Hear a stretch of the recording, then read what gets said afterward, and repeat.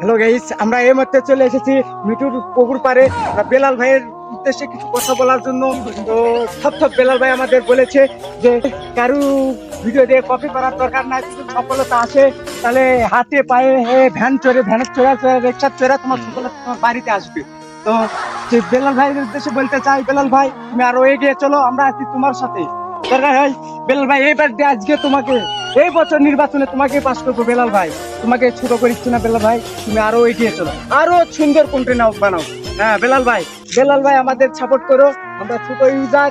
বেলাল ভাই যদি মাসে 44 লাখ টাকা ইনকাম করতে পারে, আমরা কেন পারবো না? আমার সামনে যাই ক্যামেরাম্যান আমার সাথে আছে, কানা পুকি ভালো মতো ঠিক মতো ভিডিও করে পারে না।